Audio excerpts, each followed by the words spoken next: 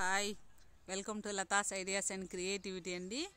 ఇది మేము వాకింగ్ చేస్తున్నటువంటి ప్లేస్ అండి. ఇక్కడైతే బాగా చెట్లు ఉన్నాయి. ఇది కానగ చెట్టు అండి.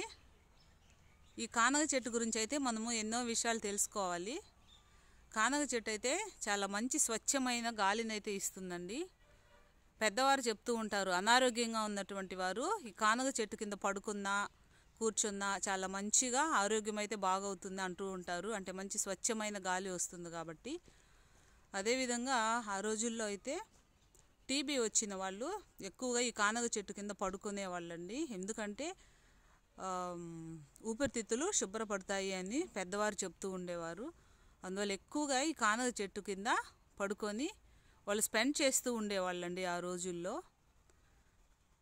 చాలా మంచి స్వచ్ఛమైన గాలి అయితే ఇస్తుంది. చక్కగా చల్లదనంగా కూడా ఉంటుందండి.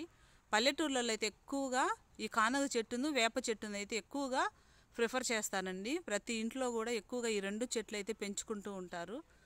కానీ ఒక విషయం అండి తెలియంది ఏంటంటే, రాత్రులు మాత్రము ఇది కార్బన్ డైఆక్సైడ్ని విడుదల చేస్తుందండి. పగులంతా కూడా ఆక్సిజన్ అయితే విడుదల చేస్తుంది కానగ చెట్టు.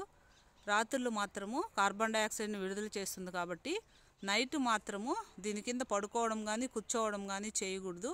అలా చేస్తే మాత్రము హార్ట్కు మంచిది కాదన్నమాట. ఒళ్ళంతా కూడా బరువు అయిపోతుంది, హార్ట్ బరువు అయిపోతుంది బాడీ. అది మాత్రం గుర్తుపెట్టుకోవాలండి. తెలియనటువంటి వారు ఎవరైనా చూస్తున్నారేమో, అందుకు ఈ విషయాన్ని అయితే ప్రస్తావిస్తున్నాను. కానీ కానగ చెట్టు కింద ఉండడము మార్నింగ్ ఈవినింగ్ వరకు కూడా చక్కగా ఉండొచ్చు. నైట్ మాత్రం అయితే ఉండకూడదండి. ఓకేనండి, తెలియని వారికి మాత్రమే ఈ విషయము. మరొక మంచి వీడియోలో మరలా మీ ముందుకు వస్తానండి. బాయ్ అండి.